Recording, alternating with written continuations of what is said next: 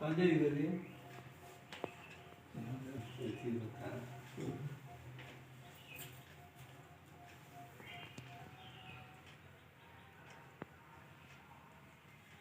वही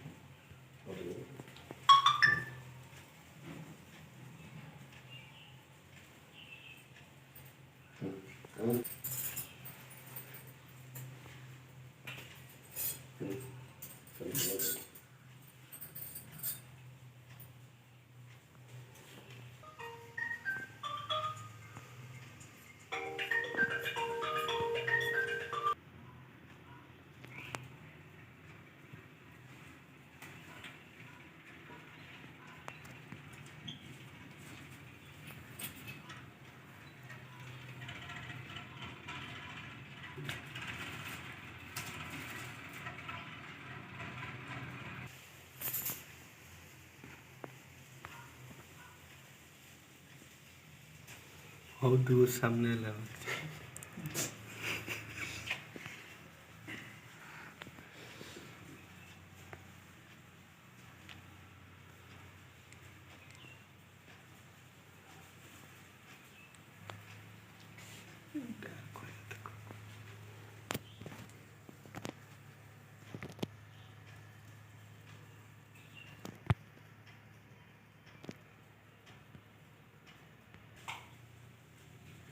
आज पूरे संपूर्ण बिहार में बिहार सरकार के दिशा निर्देश का पालन करते हुए हम राजकीय प्राथमिक विद्यालय छितनपुर के परिसर में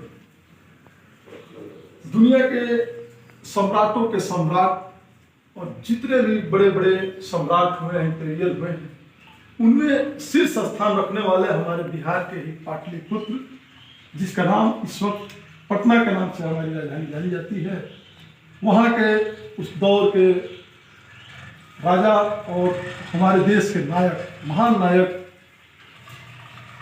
सम्राट अशोक महान जी का आज जन्मदिवस है। इनको मनाने का निर्णय का हम लोग स्वतः पालन करते हुए आज हम सभी सम्राट अशोक के जीवन दर्शन और उनसे जीवन को क्या लाभ है, इन पर विस्तृत चर्चा करेंगे और जानेंगे कि वास्तव में महान सम्राट क्यों हुए और आज इनकी सार्वभौमिक आवश्यकता क्यों आ पड़ी, इस पर हम लोग आज चर्चा करेंगे।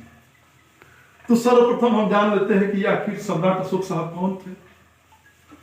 तो जैसा कि आप सभी को ज्ञात है कि हिंदुस्तान की सरजमी पे सदियों से वाह्य आक्रमणकारियों का एक दौर रहा है, जिसमें महान सिकंदर जैसे लोग हिंदुस्तान की धरती पर कब्जा करने आते हैं और यहाँ के मिट्टी में जन्मे चंद्रगुप्त मौर्य उनकी विजय रथ को रोकते हुए सिकंदर को जिस तरीके से उन्होंने वापस किया, चंद्रगुप्त मौर्य सिकंदर जैसे और सेल्यूकस को हराकर उनकी सरजमी पे वापस कर देते हैं। उनके बेटे बिंदुसार आते हैं, उनकी परंपरा को आगे बढ़ाते रहे। उनके गुरु चाणक्य थे, उनके दिशा निर्देश में मगध का विस्तार देश के कोने कोने में हो रहा था। इसी बीच में बिंदुसार के भी कई लड़के हुए, जैसा कि तमाम बौद्ध ग्रंथों का आप अध्ययन करेंगे तो पता चलेगा कि 101 लड़के हुआ करते थे बिंदुसार के। उन 101 लड़कों में एक सम्राट अशोक भी थे। अशोक बिंदुसार के गुजरने के बाद सम्राट अशोक ही मगध के राजा बने थे। हालांकि आपको बताते चले कि सम्राट अशोक का जन्म तो ईसा से 304 वर्ष पहले ही हो गया था, लेकिन बिंदुसार की मृत्यु के उपरांत इन सारे भाइयों में सत्ता को लेकर एक मजबूत टकराहट होती है किंवदंतियां कहें या जो भी कहें, लोग कहते हैं कि सम्राट अशोक अपने 99 भाइयों की हत्या करके और उस पद पे आकर आसीन हुए थे। हालांकि एनसीईआरटी की भी किताब लिखती है कि बिंदुसार के मृत्यु के 4 वर्ष बाद अशोका द ग्रेट इंपीरियर बनते हैं। तो कहीं ना कहीं इस बात का भी तर्क और सत्यता है कि वो काफी संघर्षों के बाद उस सत्ता के शीर्ष पर पहुंचने का काम किए थे। सम्राट अशोक जिस समय मगध के राजा हुआ करते थे, उस समय अपने क्षेत्र के विस्तार के लिए आपके उत्तर में चले जाएंगे तो हिंदकुश श्रेणी से लेकर और दक्षिण में आप मैसूर तक चले जाएंगे। मैसूर तक इनकी सरहदें विस्तृत रूप से विस्तार हो चुकी थी। इधर आप बांग्लादेश, पूरब में बांग्लादेश से लेकर गुजरात वगैरह सब इन्हीं के क्षेत्र में आता था। ईरान तक चले जाइए, ईरान तक का जो भौगोलिक क्षेत्र था उस पर सम्राट अशोक का मजबूत कब्जा हो गया था। हालांकि तमिलनाडु और श्रीलंका को जीत नहीं पाए थे अपने दौर में, लेकिन इसी बीच में उड़ीसा, दक्षिण में जब बढ़ते हैं तो उड़ीसा में गए और ईसा से 269 वर्ष पूर्व की बात है कि जब वहां जाते हैं तो वहां के राजा उस समय कलिंग के राजा जो थे इनके आधिपत्य को स्वीकार नहीं करते हैं और वो कहते हैं कि स्वतंत्रता से बड़ी हमारी कोई पूंजी नहीं हो सकती है, हम गुलाम बनकर जीना पसंद नहीं करेंगे। और सम्राट अशोक की विशाल सेना के सामने वो उठ खड़े होते हैं और एक भीषण संघर्ष और युद्ध का विभत्स स्वरूप देखने को मिलता है। उस युद्ध में देखा जाता है कि लाखों, कम से कम 1 लाख सैनिकों की हत्या कर दी गई थी।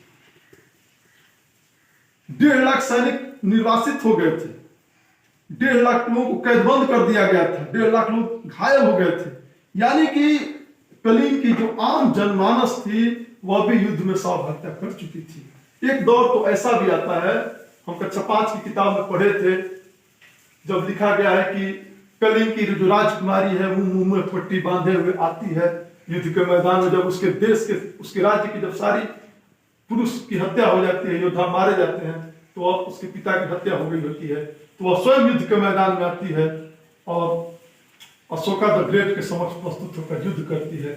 और अशोक, ऐसा माना जाता है कि अशोका जब उस राजकुमारी को देखते हैं तो वो एक हथियार उठाना उनको असहज महसूस होता है। वो कहते हैं कि मैं ऐसा नहीं करता, और वो युद्ध की भाव से त्याग देते हैं। और उस दिन उनको बोध होता है कि हमने अभी तक जो भी किया ये वास्तव में हमने गलत किया, बहुत गलत किया। युद्ध की विभीषिका को देखते हुए एक बड़ा मानसिक परिवर्तन और इनके हृदय में एक बड़ा बवंडर उत्पन्न होता है और उस बवंडर के फलस्वरूप युद्ध को त्याग कर देते हैं। एक बात जरूर थी कि जिस समय वो राजा हुआ करते थे उस समय इनके एक भतीजा था।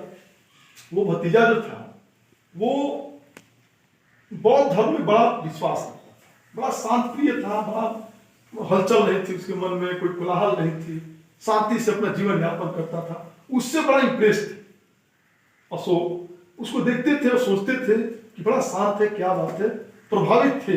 हालांकि अशोक अपने कार्यकाल में प्रतिदिन कहा जाता है कि 500 ब्राह्मणों को डेली बिना खिलाए खाना नहीं खाते थे। वो सर्वधर्म समभाव की भावना रखते थे, युद्ध बेशक करते थे लेकिन सहिष्णु किस्म थे, आज के दौर की तरह असहिष्णु नहीं थे। सहिष्णु का तात्पर्य यह है कि वो सभी धर्म और संप्रदाय के लोगों को एक साथ लेकर चलते थे, सिर्फ अपने धर्म की बातों को जबरदस्ती नहीं बनाते थे। तो वो अपने भतीजे से बड़ा प्रेरित थे, वो आए बड़ा असहज थे। उनके भतीजा ने कहा कि इस दुनिया में शांति, अमन, चैन को स्थापना यदि करना है तो हमें बौद्ध धर्म को जानना होगा, आपको अष्टांगिक मार्ग अपनाने पड़ेंगे, आपको बुद्ध के दर्शन को समझने पड़ेंगे।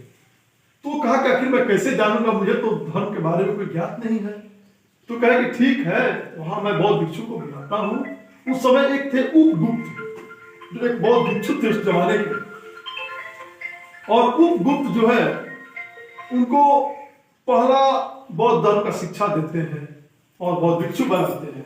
ये घटना करीब ईसा से 261 वर्ष पहले की बात है, क्योंकि 8 साल तक ही माना जाता है कि युद्ध किए हैं बुद्ध, सॉरी सम्राट अशोक 8 साल तक ही युद्ध किया, लेकिन उस 8 साल का अंतराल आप देखेंगे तो आप हिंदुकुश श्रेणी से लेकर मैसूर तक, ईरान से लेकर बांग्लादेश से लेकर और पूरा ये सब देश जो पाकिस्तान, बांग्लादेश, म्यांमार का एक बड़ा जो हिस्सा आप देख रहे हैं सर, भारतीय उपमहाद्वीप में सबसे बड़ा कब्जा यदि किसी का रहा था तो वो सम्राट अशोक के कार्यकाल में रहा। उनसे पहले भी लोग रहे हैं, ऐसा नहीं, लेकिन समुद्रगुप्त के जमाने में भी रहा है, लेकिन इनका एक जो भौगोलिक भूभाग का जो क्षेत्र पर जो कब्जा था वो बहुत व्यापक स्तर पर था। तो इन सब परिस्थितियों को देखते हुए अब क्या होता है कि इतने प्रभावित हुए कि इन्होंने युद्ध तो त्याग ही दिया, अपने जो उनके बेटा जो महेंद्र था, जो उनकी बेटी संघमित्रा थी, इन दोनों को वो श्रीलंका कि आप लोग जाओ, आप लोग भी बौद्ध को अपनाओ, बौद्ध को जानो, और वो लोग अपने बौद्ध धर्म का प्रचार प्रसार करने के लिए श्रीलंका गए और पूरा प्रचार प्रसार किया। वहां के जो राजा उस समय के थे, सिगली राज्य था, तो वहां के जो राजा थे वो भी बौद्ध को अपना ले अपना राजधर्म बना लिया। बौद्ध सम्राट अशोक के कार्यकाल में वो अपने राजधर्म नहीं बने, क्योंकि सहिष्णु भाव के थे, सभी धर्म सभी संप्रदाय के लोगों को लेकर चलने वाले थे, वो धर्म की स्थापना करना चाहते थे, लेकिन उनका धर्म ऐसा नहीं था कि सिर्फ बौद्ध है, हिंदू है, मुस्लिम है, सिख है, ईसाई, ये सब संप्रदाय है, ये सब धर्म नहीं। धर्म का मतलब कि जो इंसानियत सिखाता है, जो अब जैसे लोग कहते हैं धर्म खतरे में, क्या खतरे में है, तो वो सब सांप्रदायिक विचार है, लेकिन धर्म क्या है भाई? धर्म जो जिसमें मानवता खतरे में, इंसानियत खतरे में, वो धर्म का खतरा होता है। धर्म का मतलब हिंदू धर्म, सिख, ईसाई, ये सारी चीजें नहीं है। ऐसा हमारे अशोक महान का भी मानना था, इसीलिए वो सभी धर्मों के लोगों को लेकर चलते थे। ऐसा नहीं कहते थे कि तुम बौद्ध, मैं बौद्ध मानता हूँ, तुम भी बौद्ध, ऐसा कुछ नहीं। आप जिस धर्म को मानते हैं, जिस धर्म के नाम पे यात्रा, तीर्थ यात्रा के नाम पे जो टैक्स वगैरह लोग लेते रहे, बातचीत में दिया है, लेकिन अशोक सबको फ्री ऑफ कास्ट करते थे, सबके लिए निःशुल्क सारा सिस्टम करते थे। यहाँ तक कि जो अभी हम लोग महिला आयोग जो भारत में बनाया गया, उस तरीके से उस महिला महामात्र बनाए थे, स्त्री महामात्र बनाए थे, धर्म की रक्षा के लिए स्त्री धर्म महामात्र एक पद का गठन किए थे। ऐसा छोटे छोटे आयोग बनाकर इस समाज के हर लोगों की सुरक्षा के लिए, उनकी समानता के लिए वो काम कर रहे थे। तमाम सिंचाई के लिए, तमाम कुएं खुदवाने से लेकर और नहर बनवाने का तमाम काम किए थे। तमाम जगहों पर अस्पताल खुलवाना, शौचालय बनवाना और ये सारी लोग ठहरने के लिए यात्री का पड़ाव बनाना। मतलब जो अशोक का जो काम था वो वास्तव में विकास का मुख्य कार्य था। वो वास्तव में वही विकास था, वास्तव में इंसानियत वहीं पे थी। वास्तव में एक राजा, एक नायक के भीतर क्या गुण होने चाहिए, वो हम सभी अशोक के भीतर उस कलिंग के युद्ध के बाद का जो दौर हम देखते हैं, तो वह एक सुपरमैन की तरह निखरता है और उसका जो दर्शन निकल कर आता है वो काफी खूबसूरत है और आज के राजाओं के लिए भी वो अनुकरणीय है। उसके पहले की हम बात नहीं करते हैं, उसके पहले वो कैसे थे ये अलग बात है, क्योंकि हमारे भारत में रत्नाकर वाल्मीकि हो जाते हैं, तमाम बड़े बड़े अपराधी एक दिन शरीफ हो जाते हैं, संत हो जाते हैं।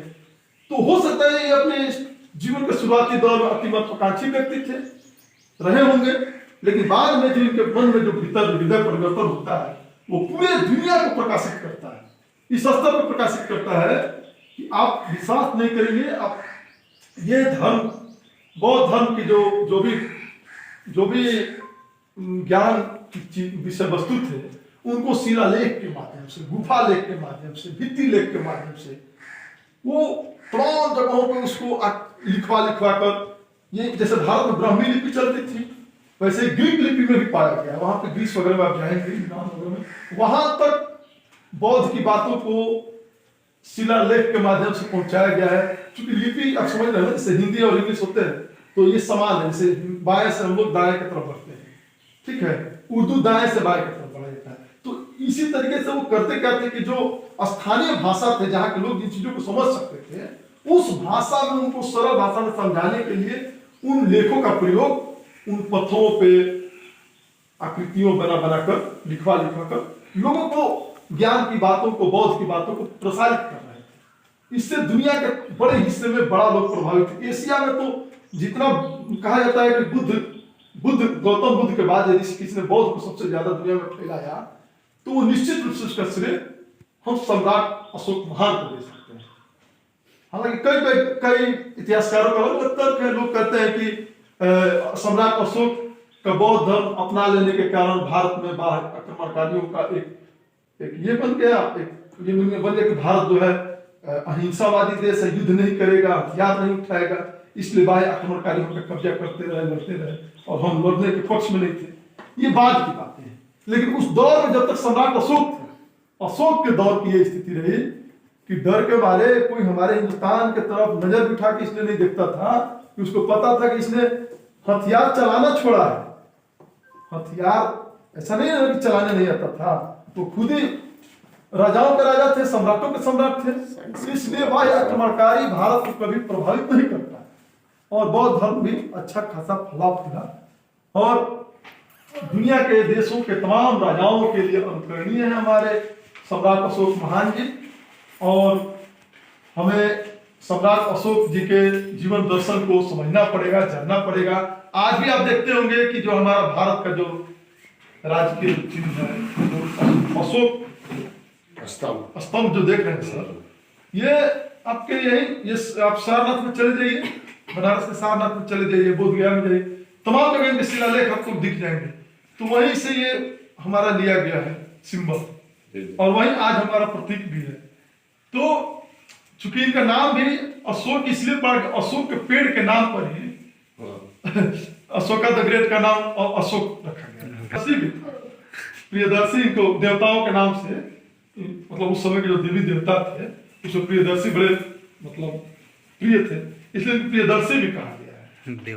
तो सम्राट अशोक का जो जीवन दर्शन है, जो उनका शासन काल रहा है, वो वास्तव में हमारे बिहार के लोगों के लिए अनुकरणीय है। हमें उन पर गर्व करना चाहिए कि हमारे ही सरजमी पे अशोक जैसे महान योद्धा पैदा होते हैं, जो ज्ञान की विषय वस्तु को पूरी दुनिया में फैलाते हैं, बुद्ध के दर्शन को फैलाते हैं, और उससे मानवता का कल्याण होता है। तो ऐसे मानवीय कल्याणकारी महान योद्धा जब वो युद्ध करते हैं तो एक महान योद्धा होते हैं, जब सेवा करते हैं तो महान समाज सेवी होते हैं। वो जिस रूप में जहां आप उसको जैसे देखते हैं, उस रूप में वो चरम पे शीर्ष पे दिखता है। और जब सम्राट के रूप में देखते हैं तो दुनिया का यदि शीर्ष अगर सम्राटों की सूची बनाई जाए तो उसमें हमारे अशोक महान सबसे शीर्ष पे दिखते हैं।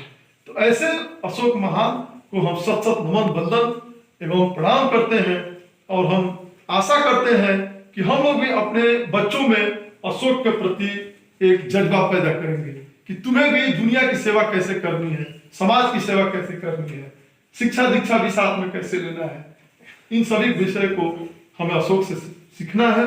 फिर एक बार नमन वंदन करते हुए सत सत कोटि कोटि प्रणाम करते हैं। विद्यालय छीतरपुर, प्रखंड जीरादेई, जिला सीवान, राज्य बिहार में हम लोग काफी हर्षोल्लास के साथ आज सम्राट अशोक महान का जन्म दिवस मनाए हैं, और आगे भी हम लोग जब भी हमें याद करने का अवसर मिलेगा, इससे भी बेहतर ढंग से हम इनको समर्पित भाव से इन्हें याद करते जरूर नजर आएंगे।